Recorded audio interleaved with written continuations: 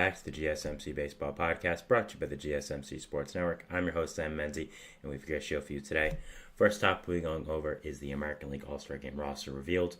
After that, the National League. Then going over the Reds trade deadline, some Twins roster moves, and the pitcher power rankings for this week. But before we do all that, I'd like to ask you to please like and follow the show. We do get a number of questions from viewers, so to ensure that your question does get read in the air, please use the link, gsmcpodcast.net. It rates up the show, and it ratings mean a lot, so thank you so much for that. And let's get into our show for today. All right, so first, before we get into it, happy 4th of July to everyone. If you're watching in America or not, it is a nice day to celebrate America, so that's nice. Hope you're all having a good day. But going into our first segment here, talking about the American League All-Star Game roster, and this was revealed last night, of course. I talked about a preliminary before, who I would vote for and all that. Now I am going to go over the selections, some guys maybe think were snubbed as well, and just the picks and just my thoughts on them. So, yeah, always have a great time watching the All-Star Game. Very happy now that these rosters were chosen. And, yeah, very excited. So, starting off with the DH position, they have from the Houston Astros, Yordan Alvarez. Now, to me, Alvarez was the clear pick. He was having an absolutely fantastic season with the Astros. The way he was performing this year was truly incredible. I mean, he's been like this year in and year out, just a fantastic player. And, yeah, I think definitely deserves this position. He is the guy I voted for and is an incredible player.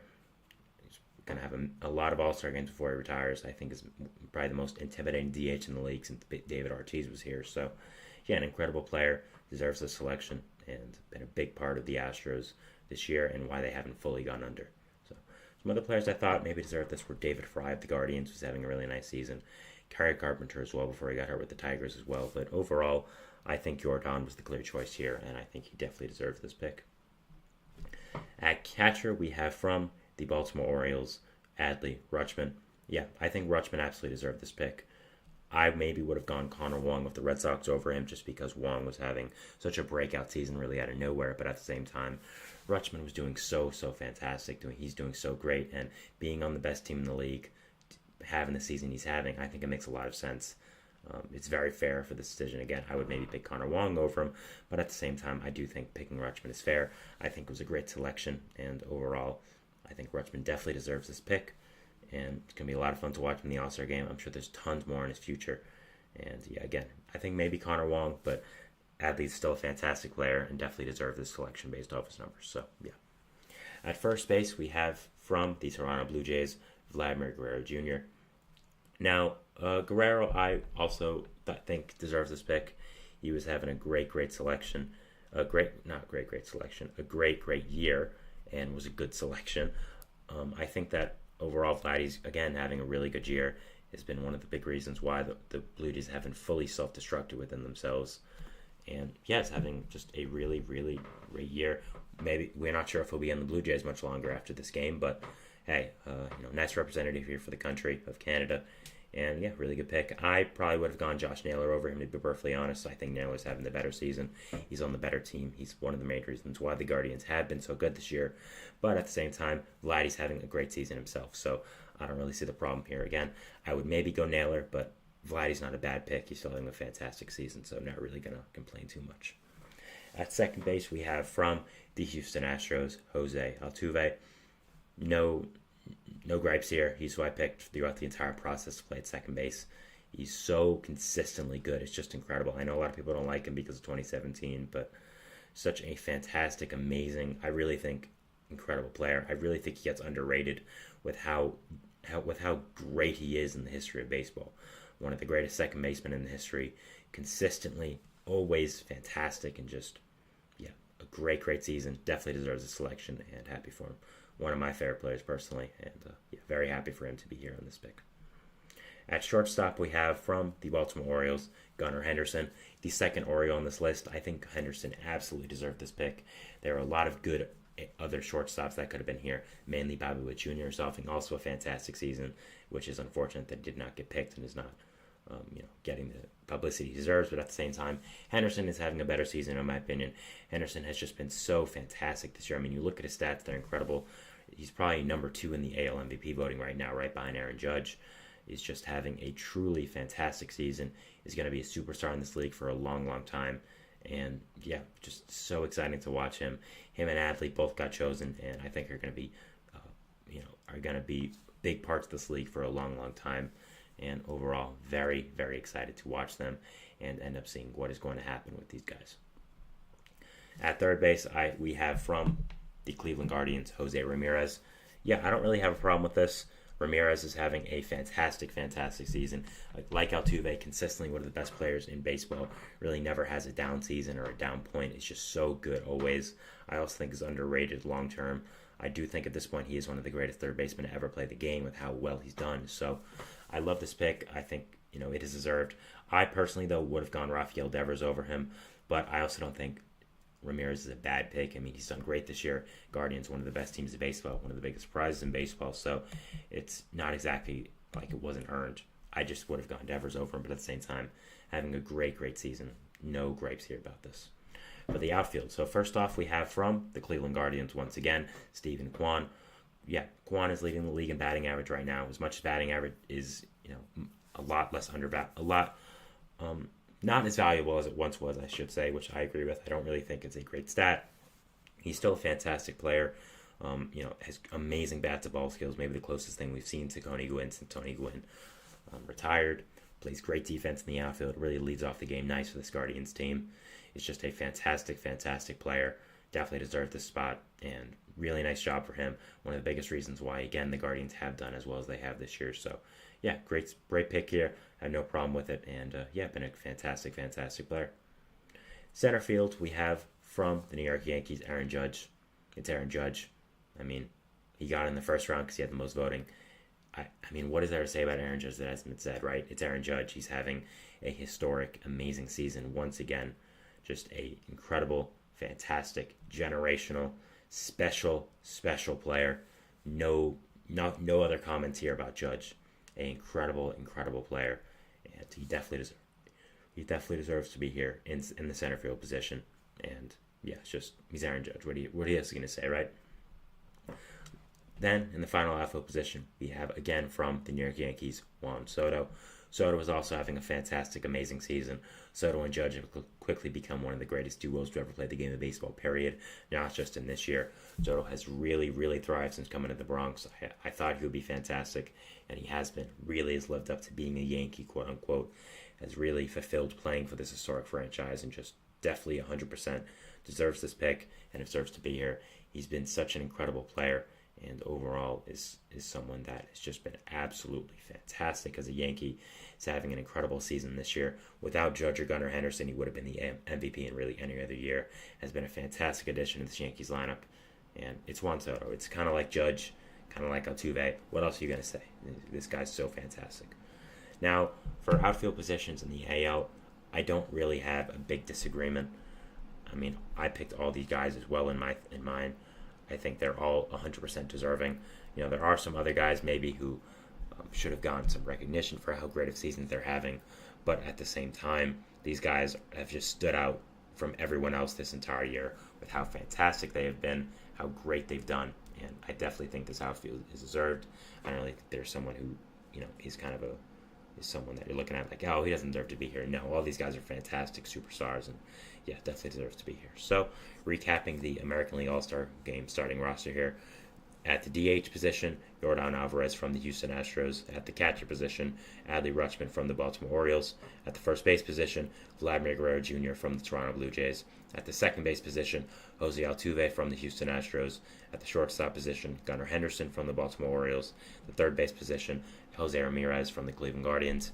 In the outfield spots, Steven Kwan from the Cleveland Guardians, and Aaron Judge and Juan Soto from the New York Yankees. So, that was our first segment here, talking about the American League All-Star Game roster that was, of course, recently announced. Moving into our second segment here, which is going to be talking about the National League All-Star Game roster. Let me update the text here. So, yeah, just the same thing, just going over the National League as well. Kind of, you just saw what happened. So, yeah, we'll be talking about that, and we'll see you after the break. So, thanks, and bye. I feel like I'm losing my mind. Is everybody in the world blind? Please, Lord, give me a sign, a sign. I feel like I'm losing my mind. Is everybody in the world blind? Please, Lord, give me a sign, a sign. I wanna be the greatest. Everybody on the fake shit. I look around and feel like everybody is the fakest. I make this every day and I'm impatient, hoping one day I blow up from the basement. Statement, the top is so vacant. I don't hear shit that I think is amazing. Waiting for my day when I'm playing sold out shows for 1,000 faces. Hey, give me that crown, get in my way and to be put down. It ain't your place, all this my town. If I want that shit, then I'll get it right now. I'm losing it, the noose it fits. I'm losing shit, a stupid myth. You choose to live or choose to dip. You choose to fight or lose your grip and lose a gift. I feel like I'm losing my mind. Is everybody in the world blind? Please, Lord, give me a sign, a sign. I feel like I'm losing my mind. Is everybody in the world blind?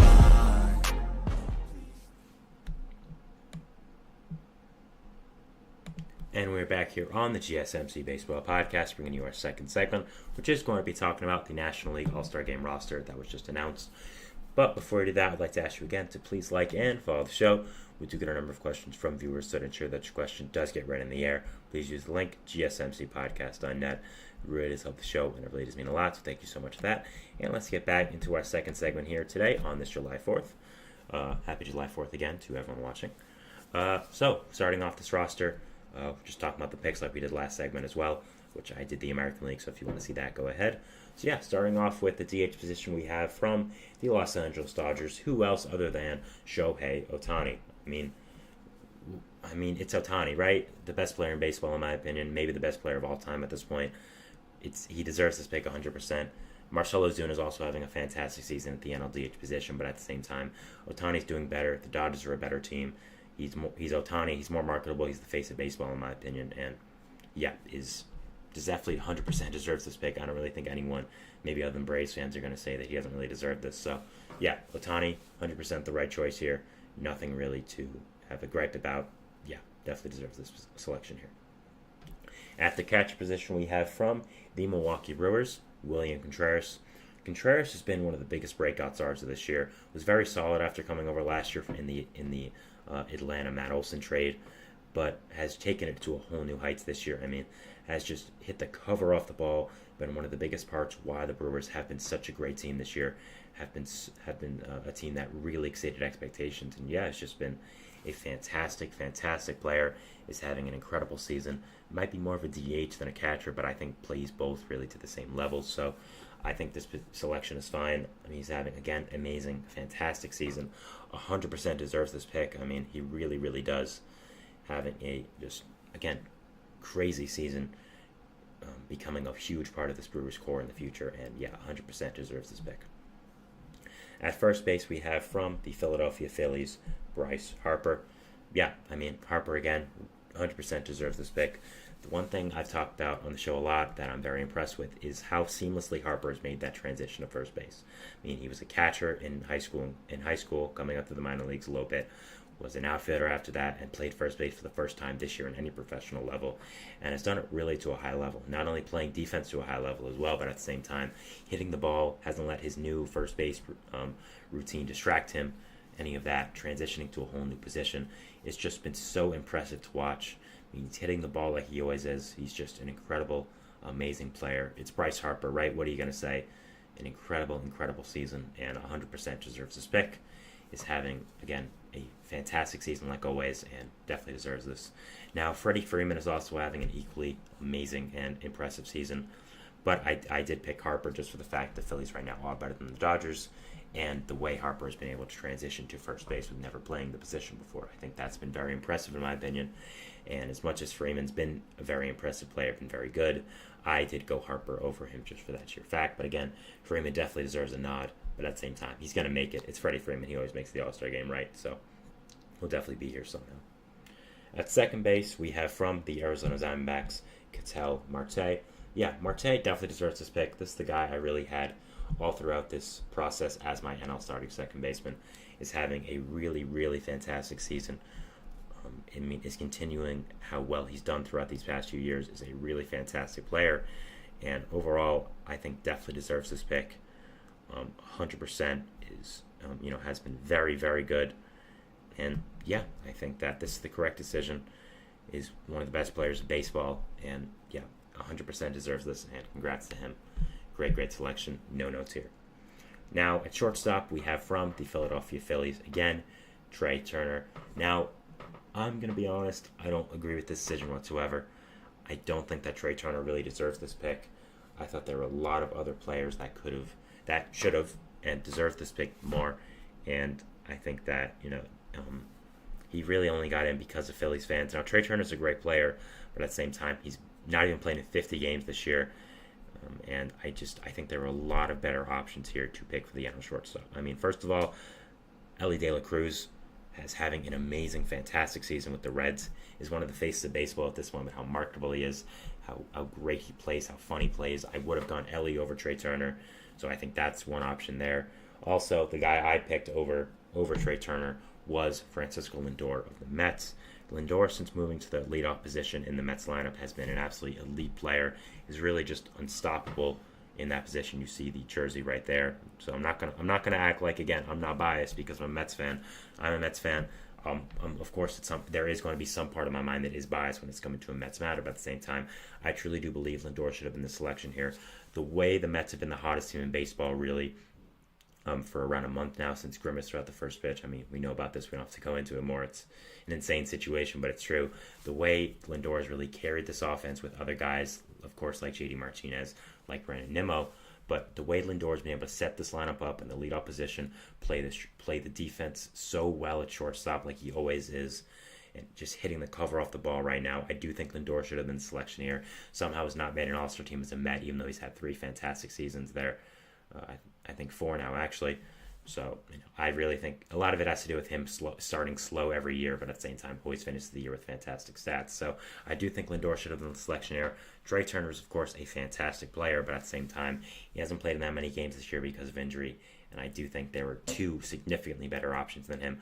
Mookie Betts is obviously a better option, of course, but he's hurt, so you can't pick him. So I would have gone 2 other players. Trey Turner's still a great player, but I think there were better options here. At third base, we have, again, from the Philadelphia Phillies, 3 in the infield, Alec Bohm. Surprisingly, Bohm is my pick. If you told me before the year that Alec Bohm would be an All-Star and that I would also want him to be an All-Star, that would be crazy. But Bohm has finally lived up to his top prospect potential, has been a true breakout player this year, has been absolutely fantastic, and just overall has really become a big part of this Phillies core, become a big part of what the Phillies are doing currently, and yeah, he's just been a fantastic player this year. Ryan McMahon also deserves some credit from the Colorado Rockies. I think any other year he would have made it. He's definitely still going to make the All-Star team because he's really the only option for the Rockies to get their one representative. But at the same time, Bohm has still had a fantastic year. I did pick him over McMahon. I still do agree with that, but McMahon's still having a great year, so I'm not going to give any shade to him. But Bohm is having a better one, and the way he's really broken out this year has been truly impressive. So props to him, and again, one of the biggest reasons why the Phillies have been so great as they have been this year. Next, going to the outfield, first off from the San Diego Padres, Jurickson Profar. What a story Jurickson Profar has been. I mean, absolutely incredible. Signing a 1-year, $1 million contract to return to the Padres after playing there in 2022, signing with the Rockies in 23, getting traded back to the Padres, then signing back with the Padres in 2024 as a late signing in spring training after needing an outfielder. And man, he's been one of the best players in baseball in general, period. I mean, he's going to get some MVP votes, deservedly so. Been a huge part of this Padres team. Been absolutely fantastic. I don't know what else to say about Profar, and gets to return now to Texas, where he started off his career as a top prospect with the Rangers organization. Really nice, fun story. Happy for him. Just an absolutely incredible story. Fantastic year, and 100% deserves this pick. No doubt here. What a story. Next, in center field, we have his teammate from the San Diego Padres, Fernando Tatis Jr. Tatis is also someone I picked. He's had an absolutely amazing season. I mean, it's Tatis, right? He's made the seamless transition to the outfield since last year. Has been absolutely incredible. Been a great player for this Padres team. He's having a fantastic season. Yeah, no notes here. Has been so good, and definitely should be the pick in the outfield here. The third and final pick in the outfield here we have from the Milwaukee Brewers, Christian Yelich. Yelich has really rebounded after a few rough seasons in the Milwaukee uniform. Obviously had that amazing MVP season with Milwaukee back in 2018, but since then had really struggled after 2021, and finally has got it going this year. Finally has become maybe the Christian Yelich of old. Has had a fantastic season. Definitely deserves this pick. No gripes about it here. Has had a fantastic season. I do think really deserves this pick, and overall has been an amazing player. Yeah, really deserves this, and happy for him, definitely.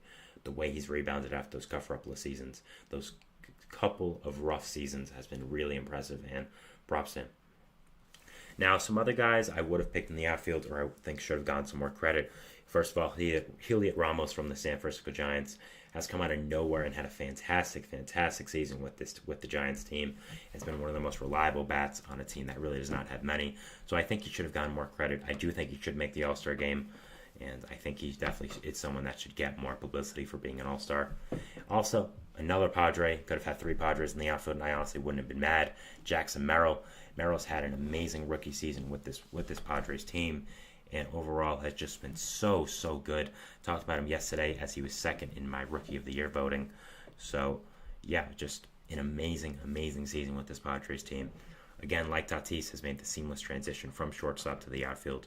Has been such an impressive player, and yeah, definitely deserves to be an All-Star this year. I have no problem with these 3 starting in the outfield. It's who I picked as well in my own video. So I, again, have no problem, but at the same time, there are 2 guys I did want to mention as guys I also think should get some selections as well. So, going over the All-Star team again, at the DH from the Los Angeles Dodgers, Shohei Ohtani.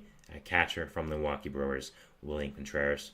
At first base from the Philadelphia Phillies, Bryce Harper. At second base from the Arizona Diamondbacks, Ketel Marte. At shortstop from the Philadelphia Phillies, Trey Turner. At third base from the Philadelphia Phillies, Alec Bohm. In the outfield from the Milwaukee Brewers, Christian Yelich, and from the San Diego Padres, Fernando Tatis Jr. and Jurickson Profar. So yeah, that's our second segment here. Finishing off our 2 segments talking about the All-Star Game rosters. First was American League, this was National League. Moving into our third one here, which is going to be talking about, can we fill it up? There we go. The Reds and their trade deadline and just some thoughts about it. So yeah, what direction they'll go in, all that kind of stuff. So yeah, we'll talk about that, and we'll see you after the break. So thanks, and bye. Looking for your daily fix of sports talk without having to pay for it? GSMC Sports Network is available on YouTube. Just search GSMC Sports Network. Get your fix of daily sports talk shows on YouTube, absolutely free. NFL, college football, NBA, MLB, MMA, UFC, fantasy football, and so much more. GSMC Sports Network has shows running all day long, with new sports shows starting every 2 hours. Just like on your favorite cable sports channel, except GSMC Sports Network is absolutely free. Just search GSMC Sports Network on YouTube to catch one of your new favorite shows, like the GSMC College Football Podcast, Chip Shot Football Podcast, Hoops and Heels Women's Sports Podcast, GSMC Basketball Podcast, and so many more. Check it out for yourself. GSMC Sports Network, now available on YouTube absolutely free. Search GSMC Sports Network on YouTube right now.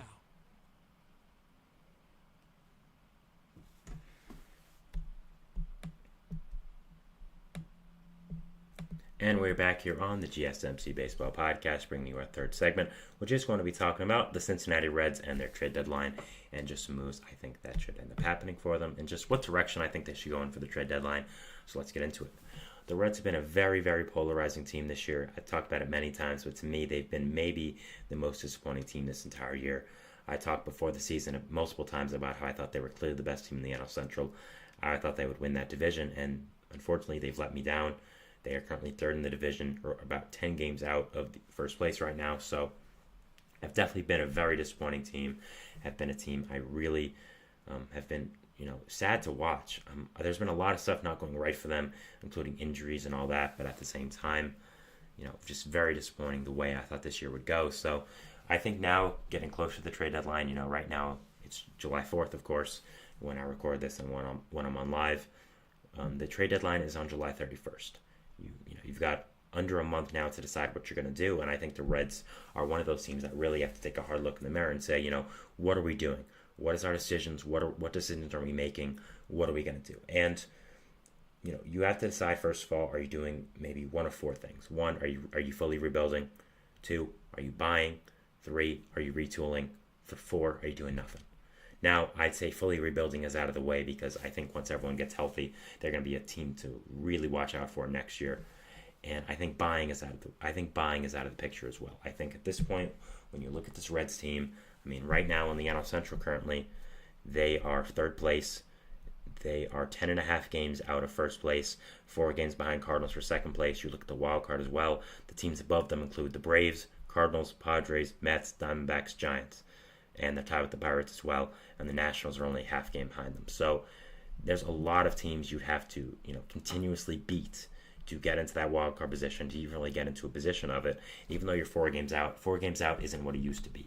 It's a lot more, it's a much bigger deal because of the 3rd wild card spot now, because of the NL this year, how many teams are compacted together, together with one another, kind of within, a game, 2 games, 3 games of each other. So there's a lot of teams the Reds would have to pass, a lot of things they would have to end up doing different this year, and I just don't think buying is the correct move to do.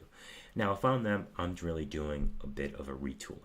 I'm getting rid of guys who I don't see as part of my long-term future on 1 to 2 year deals, guys I think are also expendable, and so I want to talk about it. So first of all, the guy you see on the screen there, if you are watching, Jonathan India. I think that's someone that the Reds really should look to move on from finally.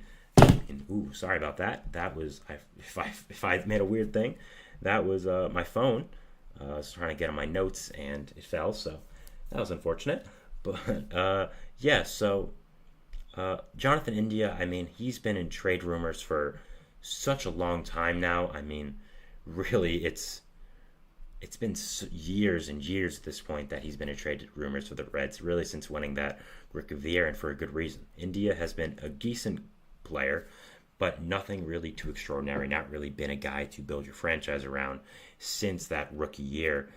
And with all the talent the Reds have on this team in the infield, with all the young players coming up, I don't think there's a long-term future for India right now. And I think they were very close to trading him at the offseason, and I still think they should try to regather those talks and try to end up finally moving on from India. Now, the reason I say this is because India is a good, solid player, but really isn't anything fantastic. I think he's just a fine player who is a starter, but isn't a fantastic starter, isn't an all-star level player. And this year, I think he's really outperforming expectations. Do I think he's a really 122 WRC plus type bat? I don't. I don't think he's that good of a player. I think he's solid, but I don't think he's that good. And I think if you are a Reds fan, you kind of look at India and you say, okay, we should sell him at his highest value. And looking at the long-term future of this team, I just don't see where he's going to play. I mean, you have your infield really sorted out for the next 5-10 years, I'd say, honestly. First base, Christian Encarnacion Strand. Second base, Matt McLain. Shortstop, Ellie De La Cruz. And then third base, Noelvi Marte. I think that really should be your infield for a long, long time. And I just don't see a place where India is going to play. Now, this year, it worked out to hold on to him because of all the injuries you had to your infield, with Noelvi Marte getting suspended, with Matt McLain being out for the year. But going into next year, are you going to move India to an outfield spot? Is that really what you're going to do? I just don't think that's a great decision to make. And I think you should use the depth you have, the player you have that, as much as he's good, he doesn't provide a lot of value to you because he's probably not going to be starting when everyone's healthy. So I think you should end up flipping him to a team that needs a second baseman, needs an infielder for some type of pitcher. And I think that would make some sense for a controllable pitcher. Now, I know there was a lot of conversations about him getting traded with the Blue Jays in the offseason. I don't know really how that would work. I don't really know if that's a fit at this point with how the Blue Jays are performing. I think the Mariners would make a lot of sense as a position for India to go with, getting a pitcher back. Now, I want to make it clear that India getting traded isn't going to get a superstar level player. He's not going to get a player like an Emerson Hancock, a Brian Wu, a Logan Gilbert. Absolutely not. But he's going to get a good, solid player, a good pitcher under control for the next maybe 2-3 years. And I think that's really where his value lies. So if I'm you guys, I'm using the depth you have to your advantage, trading from one of those guys and getting someone else for this guy. I think getting a controllable pitcher, building up this rotation, building up this young team would be a really good decision. And I think he is going to have to end up being dealt.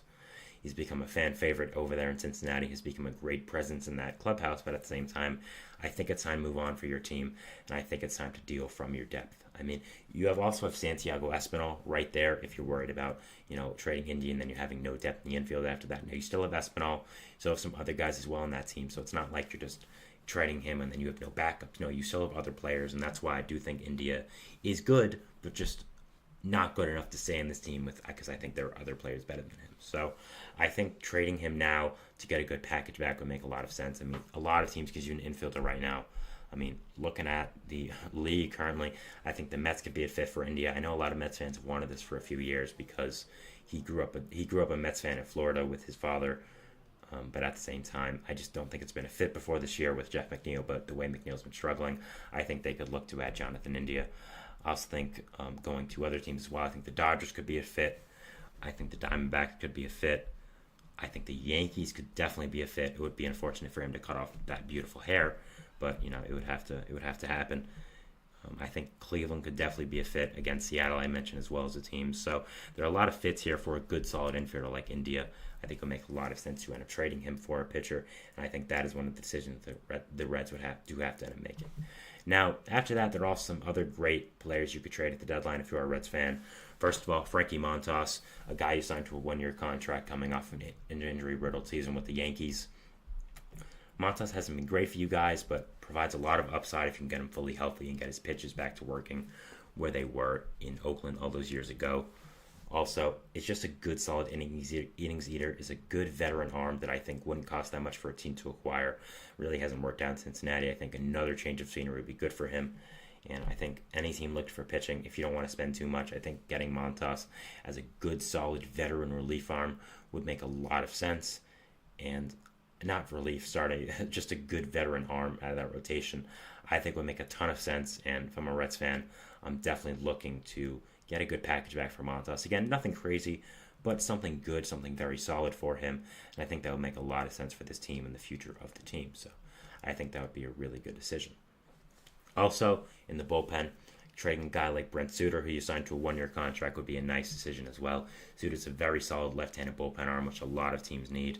He did sign with the Reds because he is from Cincinnati, but at the same time, I think this is a business at the end of the day. I'm sure Suter knows that, so going to a contender wouldn't be mad for him. So, yeah, I think there are a lot of ways the Reds could really go here, but overall what I'm trying to say is I think they'll be very good next year, but I just think because of the injuries this year, because of the circumstances you found yourself this year, I just don't think this is your year to compete. I really think next year is what you should be targeting for, assuming everyone's healthy. There are a ton of great young pieces on this team, guys like Nick Lodolo, guys like Hunter Green for your rotation. Offense, like I said, the guys I mentioned as well, you have the flexibility to sign someone.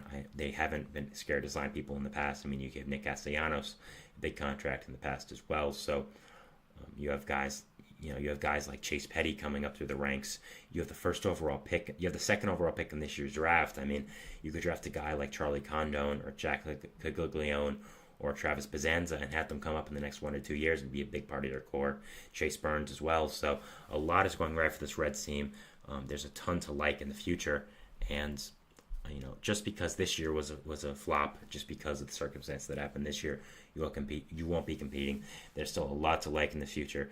The future is very high still in Cincinnati. And, definitely will be excited to see what they do next. Definitely excited to see what decisions end up being made for this Reds team.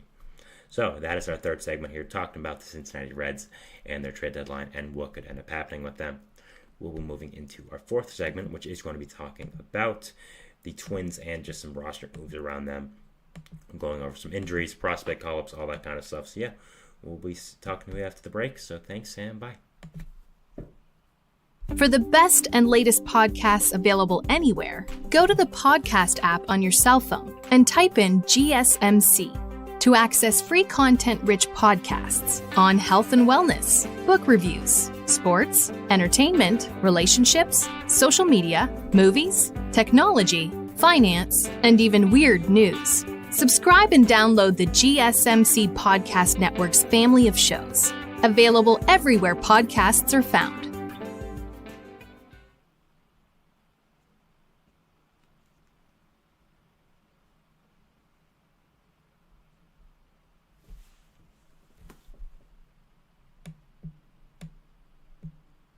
And we're back here on the GSMC Baseball Podcast, bringing you, sorry about that, our fourth segment, which is going to be talking about some Twins roster moves, just going over the team as of recently and what has been happening with them. So let's get into it. Now, recently, the Twins did end up making two pretty significant roster moves, placing infielder Royce Lewis on the injured list and calling up top prospect Brooks Lee from the minors. So I want to talk about both and just give my general thoughts on them, so let's get into it. We will be talking about Brooks Lee first and then transitioning more into Royce Lewis and then just the Twins in general. So yeah, talking about Brooks Lee here. If you've watched my show now for the time it's been on these couple of months, I've loved Brooks Lee. I think this guy's a fantastic prospect. Really has a ton of hit tool to like. I think really is going to be a plus player in the future. He's going to add in really nice to this Twins young core, and I had him picked for one of my Rookie of the Year candidates. I thought he would be up earlier in the season, but at the same time, the Twins decided now is the right time. I'm not going to disagree with them. They know him better than me. So, yeah, he's having a great season down in the minor leagues, and overall is going to be a fantastic player in the future. Very excited to watch him. And just going over him right now, I mean, he's a 23-year-old switch-hitting infielder, 6'1", 205. Really nice frame for a middle infielder. His hit tool is a 65, which is fantastic. Power is a 55, run is a 50, arm is 55, and fielding is a 50, overall 55. He is a top 15 prospect in the entire league. Somehow only second, though, in the Twins organization. They have a really nice prospect capital right now. So Lee is someone I've had my eyes on for a little while. Again, I thought he would be the opening day shortstop for this Twins team, but unfortunately did not make the team out of camp. And, I thought he had a really good chance to, but obviously they decided that wasn't the best time. And I guess they've been proven right. The team has done fine without him, but at the same time, I still like Lee a lot. I still think he could have been up before, and I think there's a lot to love about this guy. Now, looking at Lee, I think this is someone that really represents more hope for this Twins franchise. There's a lot of great, fantastic players on this team, and adding in another top prospect to it would be absolutely amazing. Of course, Lewis is a top prospect for a long time, being the first overall pick in the MLB draft, so there's a lot to like for this Twins team, and I think Lee coming up really signifies that. Again, I think Lee is someone that shows plus hitting tool in the major leagues, will be a great defender, runs really well, is going to field great at that shortstop position, third base position, second base position, wherever he plays. So someone I'm very excited to watch. I think there's a ton of talent here with this guy, and there's a lot to love. So very excited to watch him in the major leagues. He made his debut yesterday with the Twins, so a lot to like with him. And overall, someone I will definitely be watching as the season goes on, as the future goes on, and just someone I really am excited to follow and excited to end up seeing just how really he progresses as a player and with this Twins team as well. So yeah, very excited and very interested to see where his career does go from here with Minnesota. Now, also after that, we of course had Royce Lewis. Some more negative news for the Twins, probably the reason why Lee wasn't indeed called up. Lewis was placed on the injured list again with a hamstring strain, and just a huge blow for this Twins team. I had a whole segment on Lewis, how well he was doing in his small time span being called back up to the major leagues from his injury. And yeah, Lewis is just another part of this Twins team, another star on this Twins team that is amazing when healthy, but cannot stay it. I mean, you look at Byron Buxton as really the main guy with that kind of, when the main guy is that kind of description, a player who went on the field as an MVP level player, but can never stay on it consistently. And Lewis is adding up to that, his second significant injury for this year. Of course, got hurt in the first game of the year. He started off 2 for 2 against the Royals and then got hurt, so that was really unfortunate. Obviously, it was a huge blow to the Twins at that time. Came back, has done fantastic in a short time span here, and now he's back on the injured list again. So, obviously, this is going to be something that Lewis has to battle for the rest of his career. Has shown that he is going to be injury prone, unfortunately. And yeah, just it's really unfortunate for a guy that I love. I think has a ton of talent. I think there's a lot to love about this guy. I think he has just immense talent, and I'm very excited to watch him in the future. But it's just really unfortunate that he keeps getting injured, and it really does keep affecting the Twins team because he is such a big part of it. He is such a significant part of what they do over there in the Twin Cities, of how good this team is. And I really think this guy is a fantastic player when he's out in the field, but he just is not. And it really is something that is unfortunate. And it's just sad for Twins fans keep getting these first overall picks like Byron Buxton, like Royce Lewis, who are really generational type talents, and they just always have to deal with the injury bugs. And You also have Carlos Correa as well, who isn't exactly the most healthy player of all time. So, just a lot of injury risk this Twins team, but when they're on the field, man, are they good. And, this Twins team, they have a lot going right for the future. I mean, Renfield, you have players like Eduardo Julian, Royce Lewis, Carlos Correa, Brooks Lee. Those 4 guys, I really think, can be the mainstays of your infield for the future. You're going to have probably Julian at first. You can have Lewis at short, at second, Correa at short, Lee at third, maybe switch Lee to short, Correa to third as Correa gets older. Obviously, he was going to do it at the Mets when he signed there, but obviously it didn't work out. So there's really a lot to like about this Twins team. I think the future is really looking good for them. I really think an underrated future within this league. I don't think enough people talk about how good this Twins team is going to be in the future. And I think there really is a lot to like right now about them and just what they are building there in Minnesota. Now, going over this entire team, again, I think the Twins are a very solid team this year. There's a lot to like with the pitching staff part. I mean, Pablo Lopez is a really good pitcher. Obviously, he's having a down season this year, but I still believe in him as well. You also have some young pitchers like Bailey Ober, Louis Varland, Chris Paddock, Simeon Woods Richardson, guys like that who are really good young players that add a lot to this Twins team. Have a very nice bullpen as well with guys like Justin Topa, Johan Duran in the back end of that bullpen who have been very good.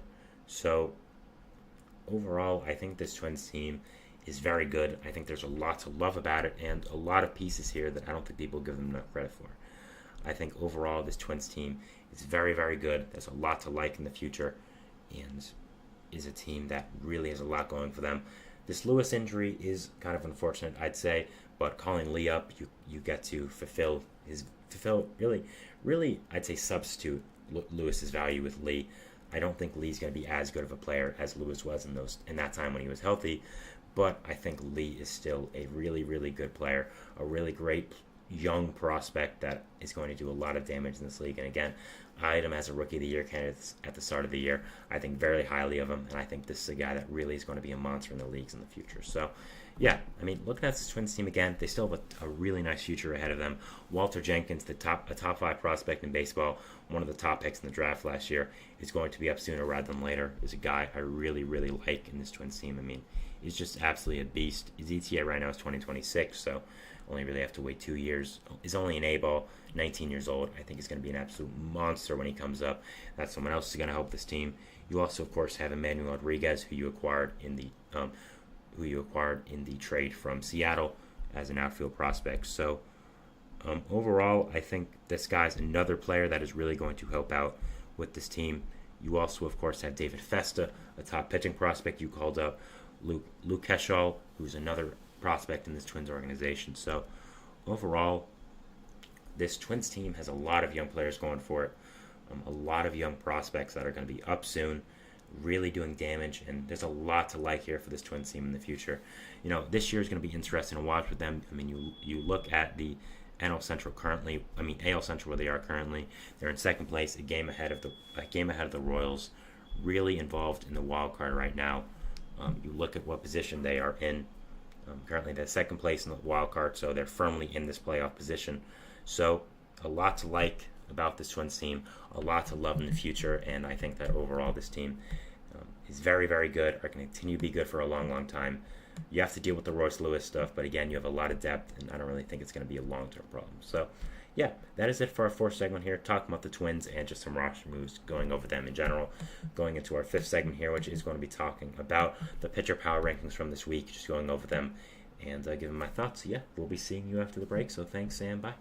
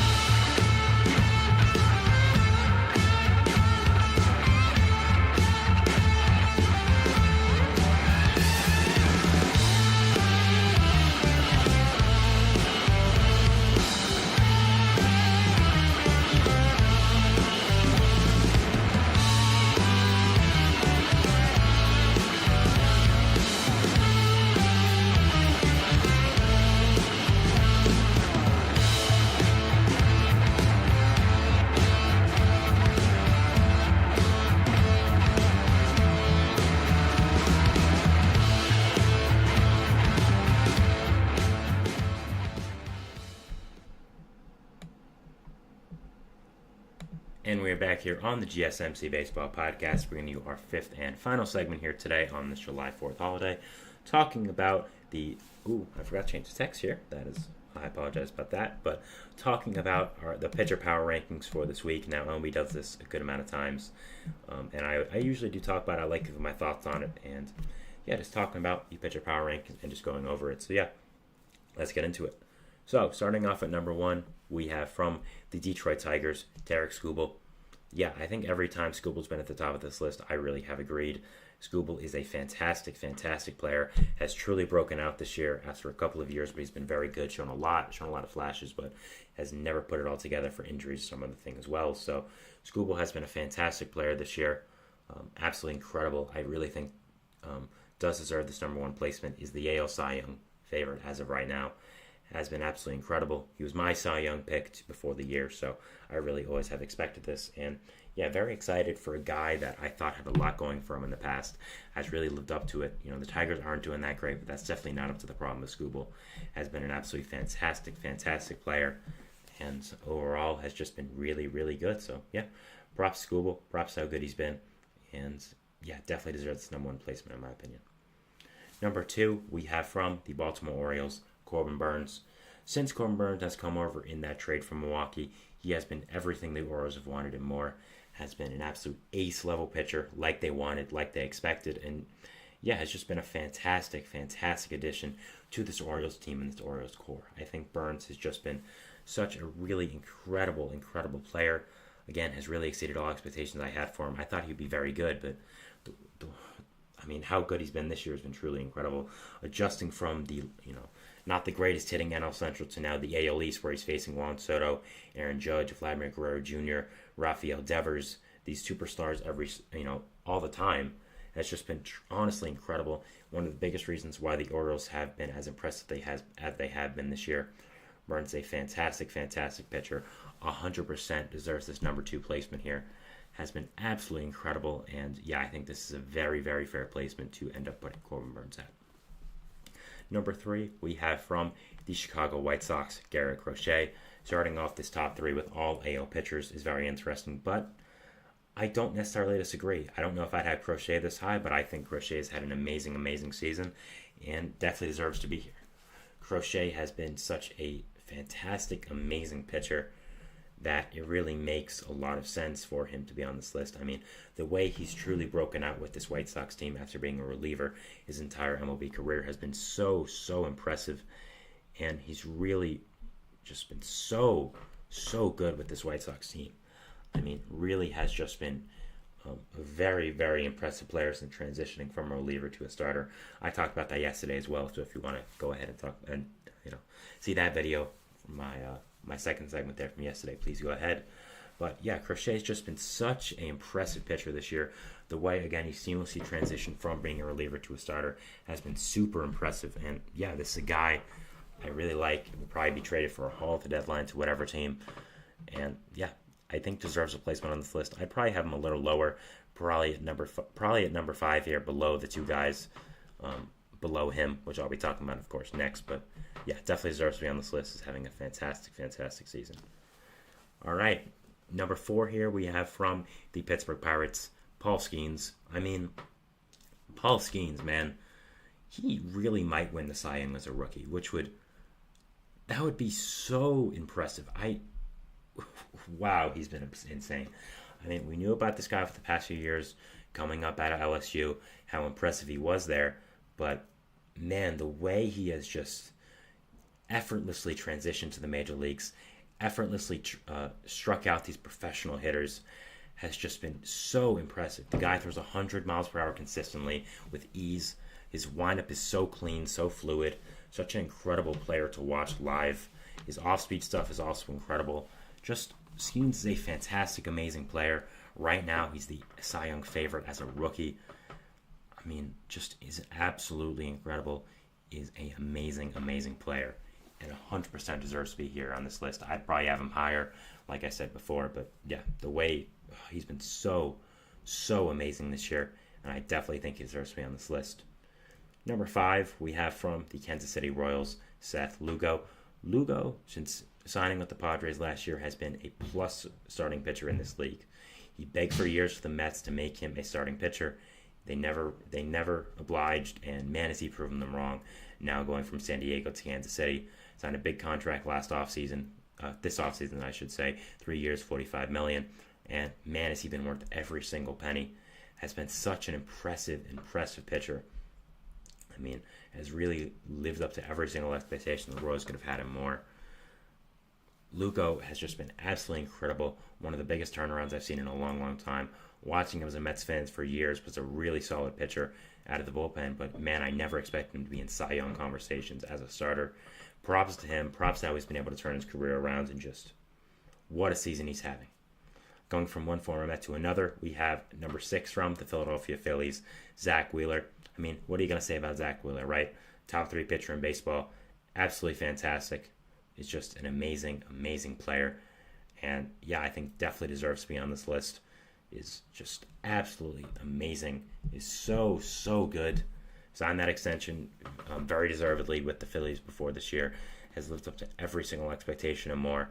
Has been really good. And yeah, I think 100% deserves to be on this list. Very fair. And yeah, I think this is around the right placement as well. Been so good. And yeah, I think that very much is very much being deserved. So yeah. Next, we have number 7 from the Los Angeles Dodgers, Tyler Glasnow. Since coming over in the offseason, Glasnow has been everything the Dodgers have wanted and more. Has been such a fantastic player with this Dodgers team. The way he came over from Tampa to LA and has just slotted into being their ace has been truly incredible. I mean, really has been absolutely fantastic. Has been really good. And yeah, man, has been a great trade for this Dodgers team. Imagine if they didn't make this trade and Kershaw had that setback in his rehab. Yamamoto got hurt like he did. Where would they be at right now? Where would the Dodgers be without Glasnow? Has been such a fantastic addition. Was probably the best trade from the offseason. And yeah, such a great addition to this Dodgers team. Definitely deserves to be on this list. No gripes about that here. Number 8, we have, again, from the Philadelphia Phillies, Ranger Suarez. Now, Suarez at one point was the clear runaway favorite for NL Cy Young, but, has had some rough starts. He had a rough start against the Tigers, had a rough start against the Marlins as well. So, overall, still deserves to be on this list, but I think 8 is the right spot. I think he definitely deserves to fall on the list after those rough starts. You can't just get away with that. So, still has had a fantastic season with this Phillies team. Still has been a plus starting pitcher for this team. Has been absolutely fantastic. Has been one of the biggest reasons why the Phillies have been so dominant as they have been this year. Just, yeah, truly incredible. And yeah, deserves to be on this list, but definitely deserves to fall after his last few starts. But still, I have no doubt that he'll continue to be as great of a pitcher as he has been. Number 9, we have from the Atlanta Braves, Chris Sale. Sale has been such an amazing addition since coming over from Boston in the offseason. Really, a lot of people thought he was washed. Really was not the same pitcher as he once was, but at the same time, man, has he been impressive this year in Atlanta. I mean, really, had a lot of expectations going into this year. The Braves needed a starting pitcher this offseason. He was really the only big name they got. Of course, Reynaldo Lopez, but he was more of a question mark because he was coming over as reliever to a starter. But Sale has been dominant since coming to Atlanta, has looked like his past self, has been absolutely incredible, really good. And yeah, I think this is definitely deserved placement on this list. And yeah, has been such a fantastic player for this Braves team. And finally here at number 10, we have Sale's teammate, again from the Atlanta Braves, Max Fried. What is there to say about Fried? He's a great pitcher, one of the best pitchers in baseball. Is having an amazing season this year like always. Will be very fascinating to see where he does end up in free agency. Him and Corbin Burns, man, that's a really elite top of the line pitcher free agent class. Very excited to see that. But yeah, overall, had an amazing season so far with Atlanta. Has been an amazing player. And yeah, definitely deserved here. Now, I think all these players on this list definitely deserve to be here. I don't really have a problem with that. Now, the order is something I would change. I would say, if I'm going over the top 5, I would probably have it as Skubal, Burns, Skeens, Lugo, then Crochet. Crochet's having a fantastic season, but I do think Skeens and Lugo are edging him out a little bit. So I would go with those guys over him, but at the same time, still having an amazing season. Just minor things here and there, but I think all 10 players here on this list are the correct choices. all deserve to be here, and all are having amazing, fantastic seasons, being big reasons why their teams have been succeeding this year. So that is our show for today, guys. Thank you so much for watching. Remember to like, subscribe, to notification bell to not only get notified when I upload, when all the other great content creators on this channel too. Make sure to follow us on Facebook, Twitter, TikTok, and Instagram for more content and updates. I'm your host, Sam Menzie. Hope you had a great time watching me today. Happy 4th of July to all people out there. Great day to celebrate. We'll see if baseball throws at us tomorrow. And have a great day. Thank you guys, and bye.